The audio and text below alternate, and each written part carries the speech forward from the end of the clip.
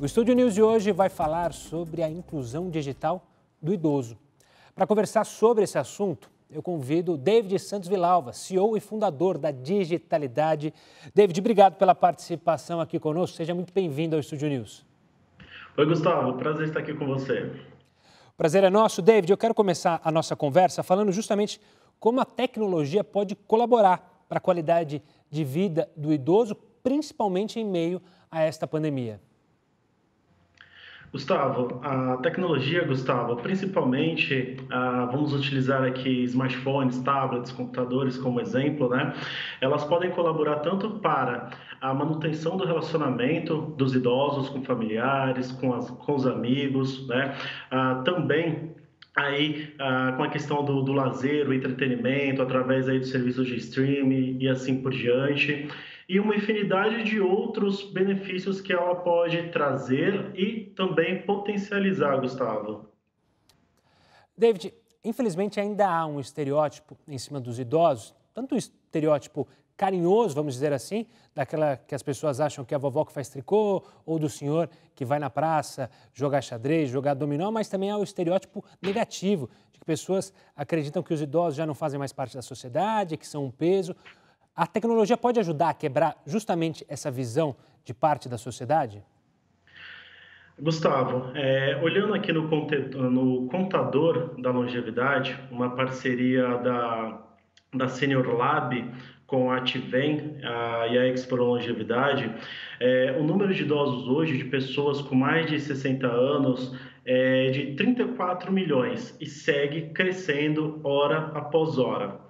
Então, primeiramente, falar que esse público é invisível não é bem por aí. É um público que não vinha sendo notado, que não vinha sendo observado, né? Tanto em questões aí, comerciais, de empresas, desenvolvimento de produtos e serviços, né? Até por questões aí de políticas públicas. Mas agora isso começa a mudar, né?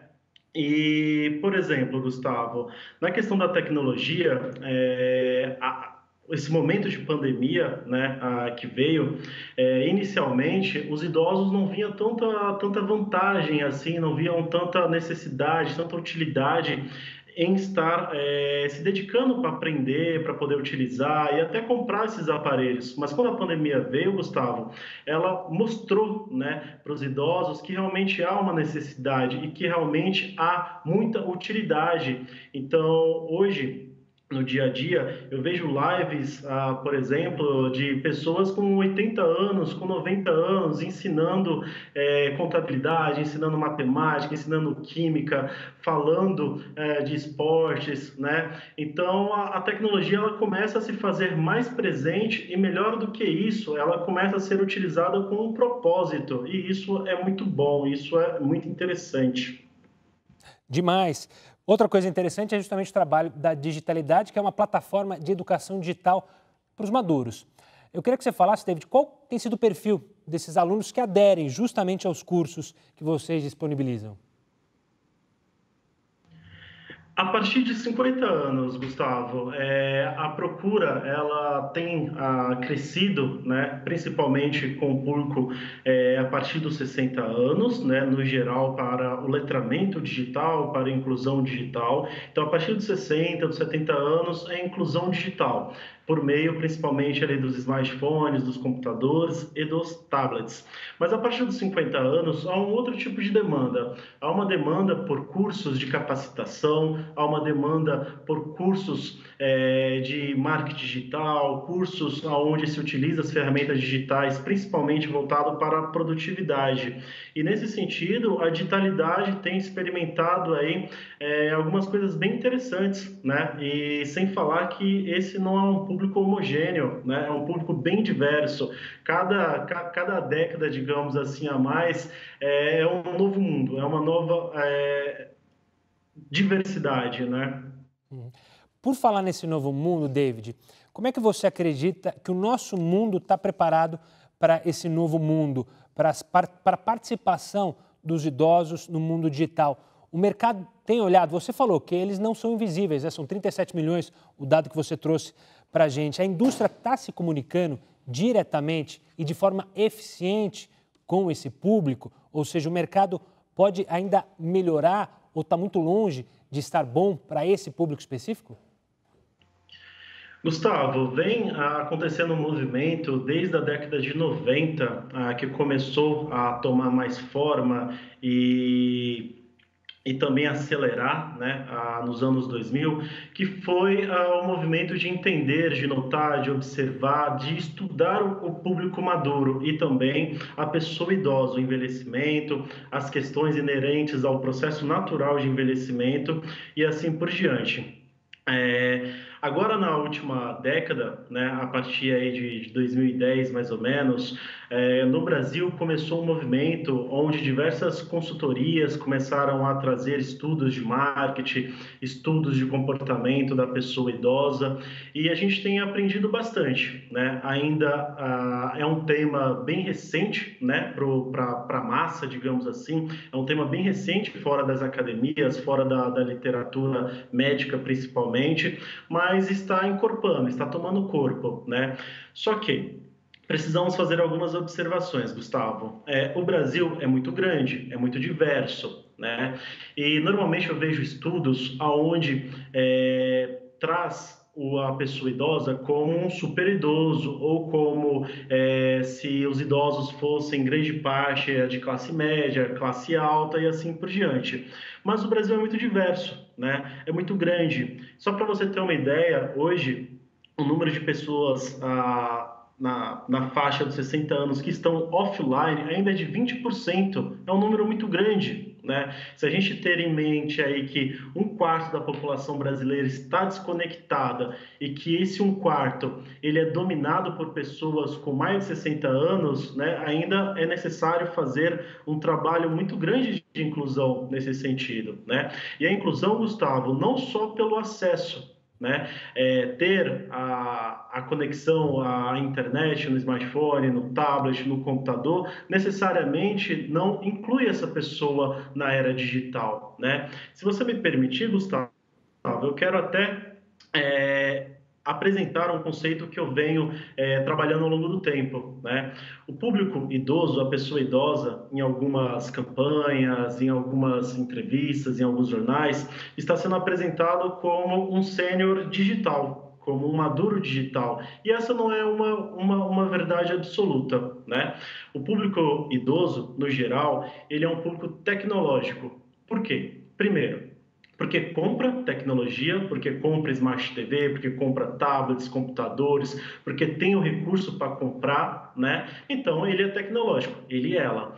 E digital, por que ainda deles e delas não serem digital? Porque o digital é uma questão cultural, né? É uma mentalidade ainda. E isso, né, esse comportamento, esse aprendizado, até chegar à mentalidade, ele ainda está em fase de aquisição pelo público maduro. Entendi. Ou seja, a grande barreira ainda é digitalizar, ou seja, o público maduro está disposto e já faz compras, vai buscar informações na internet, mas ainda tem dificuldade para, por exemplo, ter uma conta digital ou usar todos os instrumentos que, por exemplo, uma conta digital, que um banco disponibiliza através da internet, através dos gadgets que a gente tem hoje em dia. É mais ou menos isso, David? Exatamente. Eles e elas estão presentes, né? É sempre bom ressaltar isso. Estão presentes no mundo online. Só que ainda são funções muito básicas, né? Ainda tem uma navegação muito tímida. Então, por exemplo, fazem compras online lá na rede de varejo bem conhecida, onde sabem, onde conhecem uma loja, onde sabem quem foi o fundador, a fundadora, né? Mas ainda não compram em varejos, por exemplo, desconhecidos, como o público mais jovem, que é onde olha um site, por exemplo, e verifica ali algumas características, né, que estão presentes em sites seguros. Então, o público maduro ainda não reconhece essas questões. E quando se fala também na experiência do usuário maduro, Gustavo, nós temos um problema muito sério, que é a questão da falta de acessibilidade dessas interfaces, né?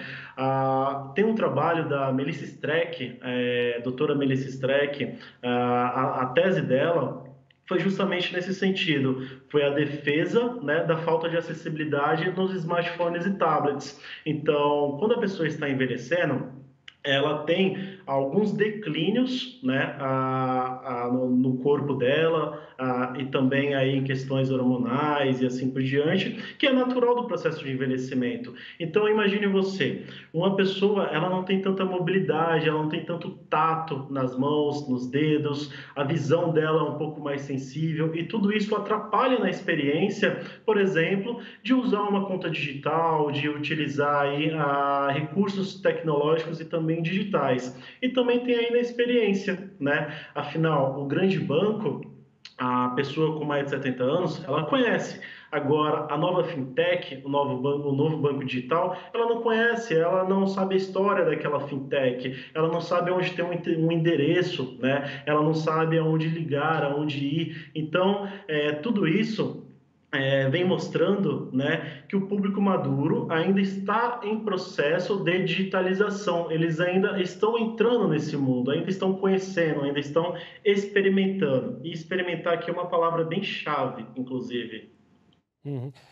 David, então, eu ia te fazer uma pergunta justamente qual era a dica que você daria para quem está acompanhando o Estúdio News e tem receio de aprender ou de se digitalizar.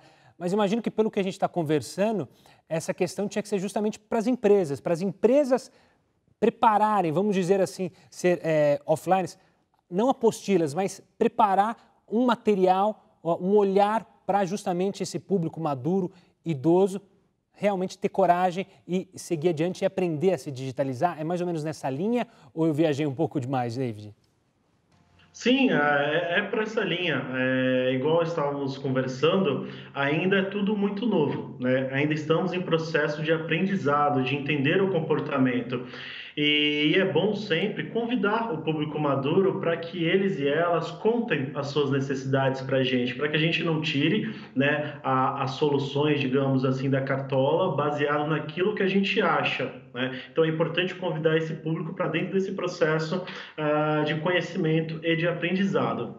Então, uma dica que eu dou para o público maduro é justamente para que eles e elas continuem fazendo aquilo que vem fazendo há muitos anos, que é aprender, que é se adaptar, né? Viver é se adaptar, Gustavo. E estão, né, é um público que está aprendendo há mais de 40 anos, há mais de 50, há mais de 60, e vão precisar continuar a aprender por mais 30, por mais 40, por mais 50 anos. Então, o segredo é experimentar, é se lançar, é não ter medo, né, de conhecer o novo.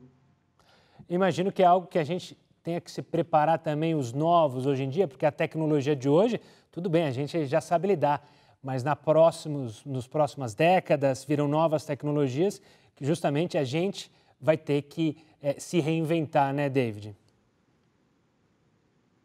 Outra palavra muito importante, reinventar-se, né? É a questão aí da gente se adaptar, né? As mudanças elas vêm e elas são constantes e cada vez mais aceleradas.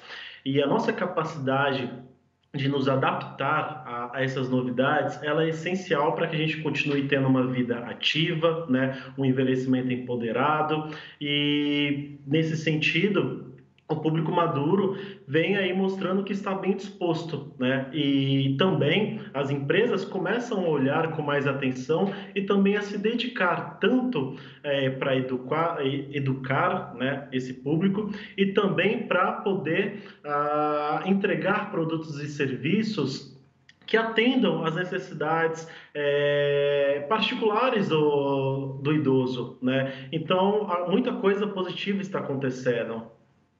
David, quero agradecer demais esse bate-papo com você, agradecer pelas dicas, inclusive, para as pessoas que estão acompanhando em casa e desejar logo a gente conversar novamente sobre esse tema. Um forte abraço, David. Forte abraço, Gustavo. Foi um prazer estar aqui com você e com sua audiência. Obrigado, David. Olha, o Estúdio News vai para um rápido intervalo, mas a gente volta em instantes para falar mais sobre esse assunto. Não saia daí.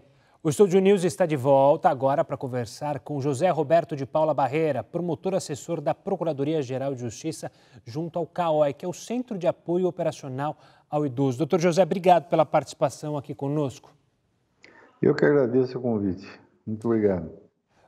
Doutor José, eu quero saber primeiro, na sua avaliação, como que o poder público tem atuado para justamente incentivar essa inclusão digital do idoso? Na verdade, a questão da inclusão digital, ela dentro dessa realidade, dessa realidade, ela é ainda muito empobrecida, né? Se você for verificar pela estrutura da nossa sociedade. Essa esfera mais da base da pirâmide social, o acesso à inclusão digital é muito difícil, muito complicada. Basta a gente verificar, inclusive, nesse momento difícil enfrentado durante a pandemia, para a inclusão dos alunos na sociedade, nas aulas, né? Alguns tinham facilidade de ter acesso aos meios digitais, outros não. Agora, dentro dessa realidade, ainda é muito pobre as iniciativas, inclusive, do próprio Estado em procurar disponibilizar ao idoso o acesso ao meio digital, né? O que você tem hoje, na realidade, é a possibilidade de que eles, dentro dos serviços públicos, tenham condições de procurar, pelo meio digital disponível, a verificação do que eles pretendem, né? No banco, por exemplo.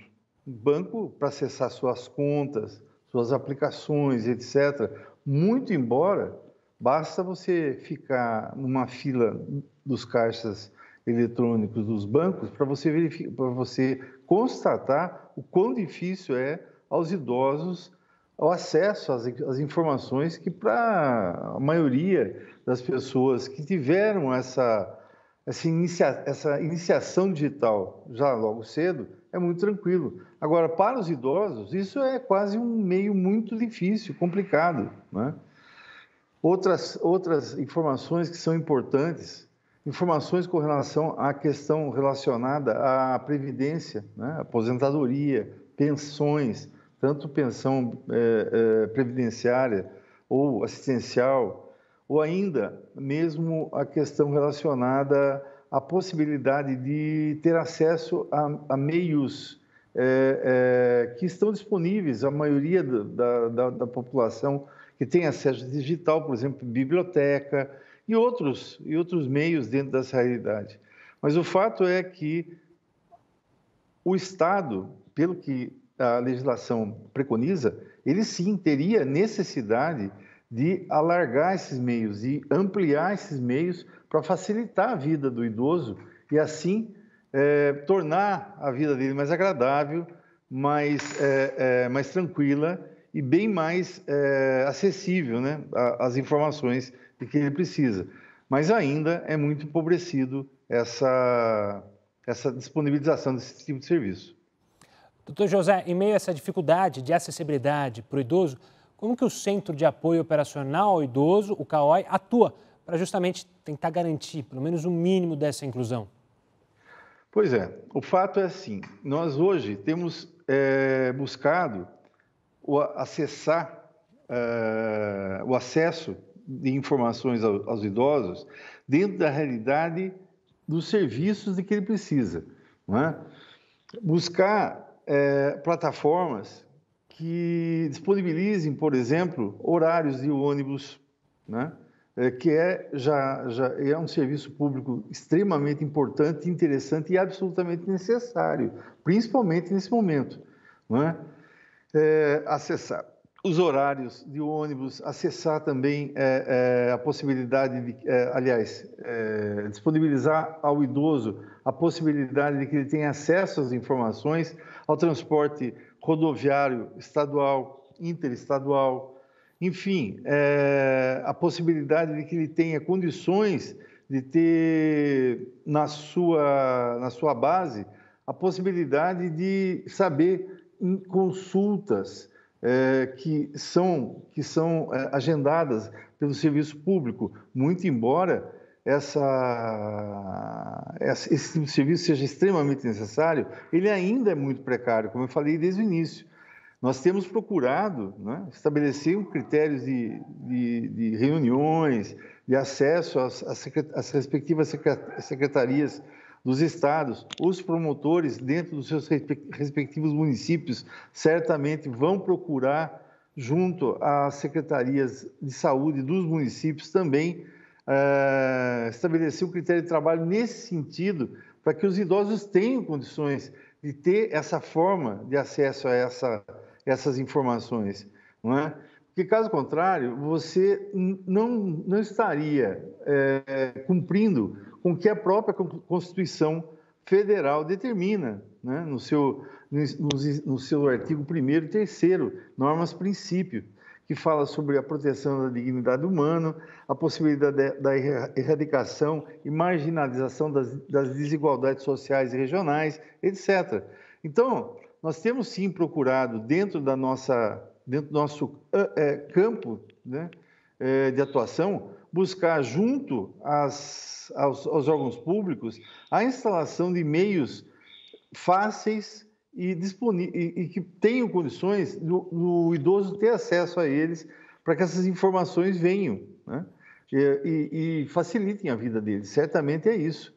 E isso, como eu falei, tanto por parte do CAL, né, dentro da realidade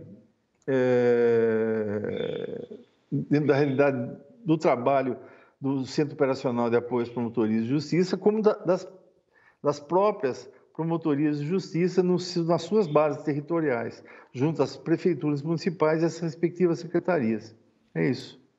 Doutor, você falou da questão constitucional de de cumprir o que a nossa Constituição diz, garantindo o direito aos idosos. E eu queria falar especificamente da educação digital dos idosos e das pessoas maduras. Você acredita que essa tecnologia, estar disponibilizada para esse público, ainda geraria uma maior independência e uma liberdade que eles tanto precisam?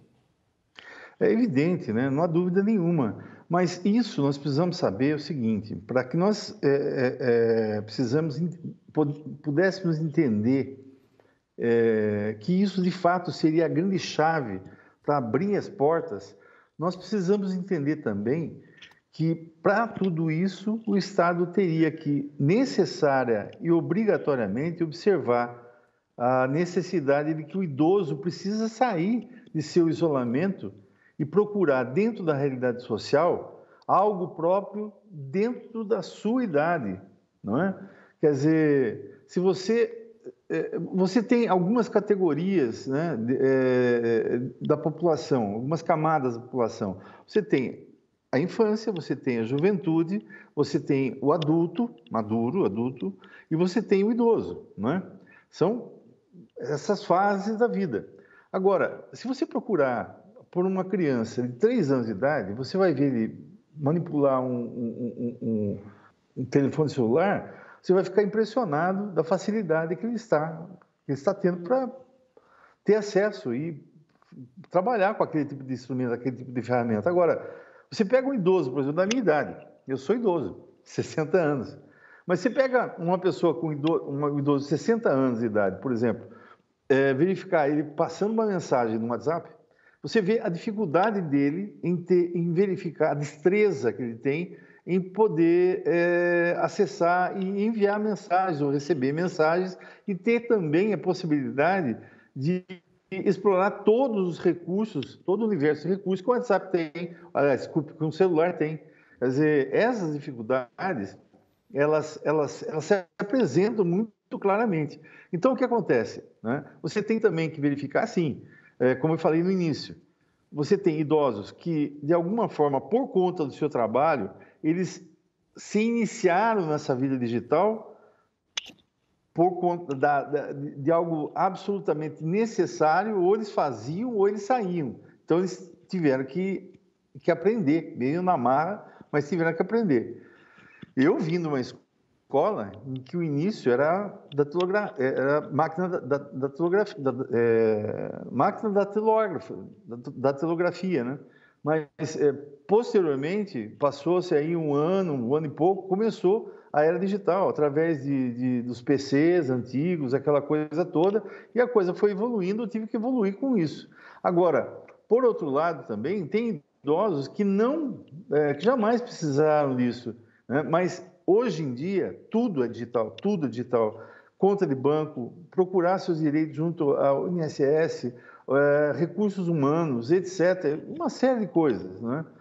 Então, se você for verificar, né, a possibilidade de você garantir aos idosos o acesso efetivo aos meios digitais está diretamente vinculado à disponibilização do quê? De informação possível para todas as pessoas, para ter acesso às realidades que, de alguma forma, se colocam, principalmente, como eu falei, se você for ter como parâmetro os serviços que são prestados para o Estado, né? Claro. Doutor, você citou o trabalho, eu queria trazer alguns dados da Pesquisa Nacional por Amostra de Domicílios, a PNAD contínua. O desemprego, justamente, entre os idosos saiu de 18,5% em 2013 para 40,3% em 2018. Há maneiras para mudar esse cenário? As empresas ainda evitam contratar pessoas mais velhas? Como que você enxerga essa situação que é alarmante, doutor José? Pois é, como você falou, é extremamente alarmante. Se você for procurar verificar essa situação, ela, na verdade, ela caminha ao que diz, inclusive, né, a própria Constituição Federal, quando ele fala que a República Federativa do Brasil, né, constitui-se do Estado Democrático de Direito e tem como fundamento a dignidade da pessoa humana, né? E o artigo 3º, por sua vez, também fala que constitui objetivos fundamentais da República Federativa do Brasil, garantir o desenvolvimento nacional, erradicar a pobreza, marginalização, etc. Agora, como é que se faz isso? Como é que você garante isso? Você garantindo que meios que estejam à disposição de fácil acesso à própria população idosa, né? É bom dizer que o Estatuto do Idoso, né, no seu artigo 2º, ele toca nesse assunto de maneira muito interessante, quando ele fala sobre o idoso, que o idoso goza de todos os direitos fundamentais, e ali ele fala sobre a priorização de alguns direitos, dentre eles, não é, ele fala sobre a viabilização de formas alternativas de participação, ocupação e convívio ao idoso das demais gerações. Você veja bem como é interessante isso, né?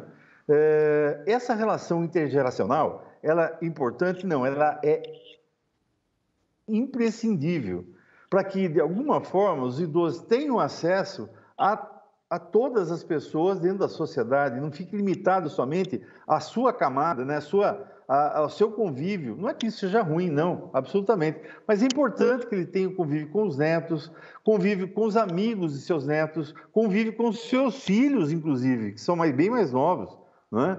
Então é importante que o Estado tenha a possibilidade de garantir o acesso ao idoso, principalmente ao idoso que jamais teve iniciação digital, a possibilidade de ter acesso a instrumentos, a ferramentas, porque não adianta nós falarmos em inclusão digital sem nós falarmos em ferramentas. Quanto que custa um computador hoje em dia? 2.000, 2.500, 3.000, 3.500, 4.000, 5.000, enfim, algo que de alguma forma para a maioria da população brasileira é algo impensável, né? Alguns idosos que se aposentaram ou pelo menos tiveram a felicidade de ter um emprego em que atualmente eles possam desfrutar de sua renda, sim, eles teriam acesso ao meio digital. Mas, por outro lado, alguns daqueles que não tiveram esse êxito, esse sucesso, vão ter como acesso a esse meio digital. Muito pífio essa forma de pensar. Quer dizer, então cabe ao Estado que verificar e disponibilizar, né, aos idosos esse tipo de coisa. Você veja bem, é simples a gente imaginar. Existem os comércios de lan house no Brasil. Qualquer cidade pequena que seja, existe. Se você ingressar ali, você vê algum idoso sentado ali? Não tem. Se pelo menos ali tivesse uma cadeira destinada à pessoa idosa, e se isso fosse divulgado de forma adequada, eu acredito que efetivamente você teria muito mais ocupação dessa cadeira do que pelos próprios adolescentes, né? E que hoje, na verdade, eles manipulam o celular deles como se fosse computador. Agora, se houvesse essa forma de repensar essas políticas públicas, aliás, a forma de repensar como implantar essas políticas públicas e de alcançar a necessidade desse idoso, eu acho que a partir daí nós teríamos uma revolução importante, porque eu volto a dizer, eu sou de 1960, portanto, tenho 60 anos de idade. Então, a minha inclusão digital esteve relacionada umbilicalmente à minha profissão, porque me obrigou a buscar essa cultura, não é? Vamos dizer assim, essa cultura digital. Hoje mesmo, você verifica a dificuldade que é no trato verbal. Você fala em Skype, por exemplo. Fala para um idoso com 70 anos de idade o que é Skype, o que é Teams, o que é software, o que é hardware, o que é nuvem, né? O que sei lá, SharePoint, por exemplo. São coisas, são linguagens muito técnicas, né, cuja compreensão para o idoso é extremamente complicado. Não que necessariamente ele precise alcançar todo esse vocabulário, não, mas pelo menos o mínimo. E o mínimo passa por um instrumento. E aonde está esse instrumento? De que forma ele pode acessar esse instrumento? Ele precisaria ter necessariamente algo que ele pudesse, em cada serviço que ele vá procurar os seus direitos, esse acesso estivesse garantido de maneira fácil e com pessoal de fato qualificado para tanto. E é necessário que nós vejamos também que isso tem profunda vinculação com o próprio Estatuto do Idoso, quando ele fala sobre a necessidade de capacitação e reciclagem dos recursos humanos nas áreas de geriatria e gerontologia na prestação de serviços aos idosos. Portanto, isso não está fora da legislação, está dentro da legislação. Só que o Estado ainda, infelizmente, não teve condições de ter amplitude e abrangência na consciência de que esse problema é grandioso e precisa ser resolvido. Você está certíssimo. Doutor José, quero agradecer demais a sua participação sobre um debate importantíssimo que nós, como sociedade, temos que continuar. Doutor José, um forte abraço e até uma próxima. Até logo, agradeço imensamente a oportunidade, abraço aos telespectadores. Até logo. O Estúdio News fica por aqui. Eu conversei com o Dr. José Roberto de Paula Barreira, promotor assessor da Procuradoria-Geral de Justiça junto ao CAOI, Centro de Apoio Operacional ao Idoso, e com David Santos Villalba, CEO e fundador da Digitalidade. Você já pode acompanhar essa entrevista pelo nosso canal no YouTube, no Play Plus e também pelo nosso podcast, disponível tanto no Spotify quanto no Deezer. Semana que vem tem mais. Até lá, tchau, tchau.